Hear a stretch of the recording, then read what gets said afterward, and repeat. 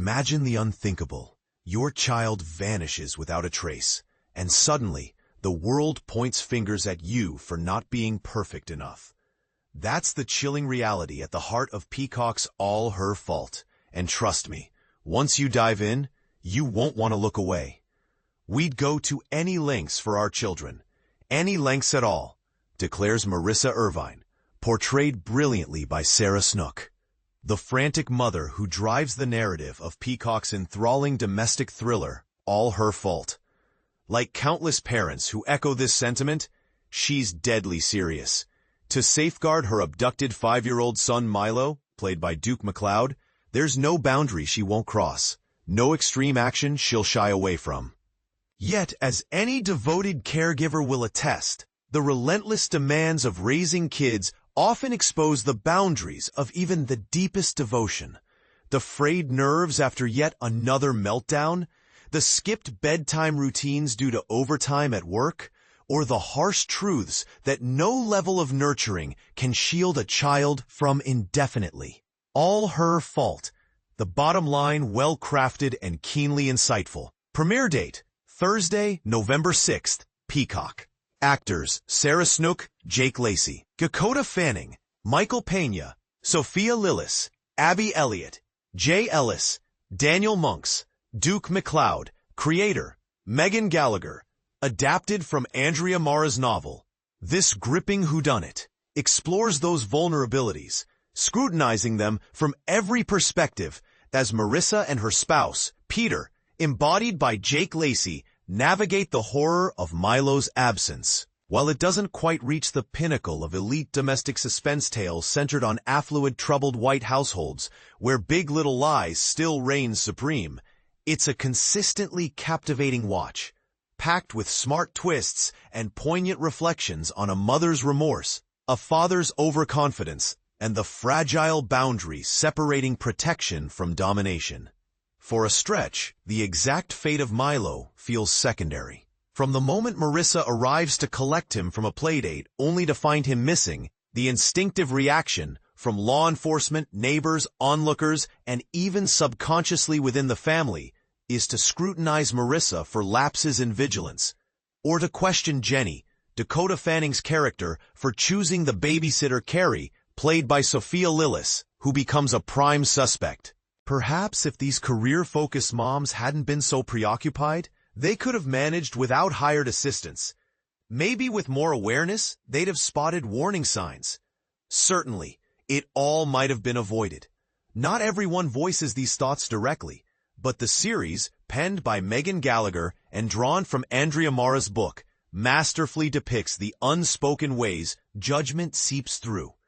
And this is the part most people miss: how societal expectations disproportionately burden mothers, turning everyday parenting into a minefield of scrutiny. It shows up in reporters grilling Marissa, a financial advisor, about her whereabouts during the abduction, without posing the same to Peter, a trader in commodities, or in Jenny's partner Richie, acted by Thomas Cockerell, doubting her diligence in screening Carrie, while ignoring his own failure to participate in the hiring. Of course, Richie overlooks that he himself fell short by staying out of the process entirely. In this light, a detective inquiring if Marissa escorted Milo inside the school personally feels like a fair inquiry into the day's events, and a subtle criticism of her for simply leaving him at the curb. I bet numerous parents, especially moms, will nod knowingly as Jenny and Marissa vent about their fatigue with partners who praise them as amazing, yet can't manage tracking pediatrician visits or handling midnight wake-ups. But here's where it gets controversial.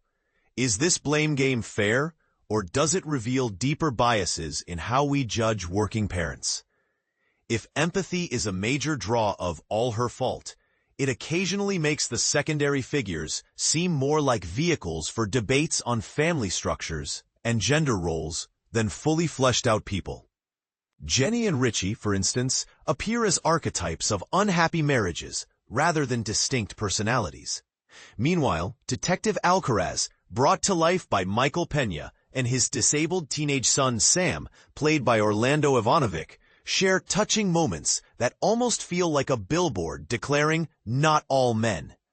The series shines brighter with the Irvine family, including Milo, Marissa, Peter. Peter's sibling Leah, a recovering substance abuser portrayed by Abby Elliott, and their brother Brian, a disabled online trader acted by Daniel Monks.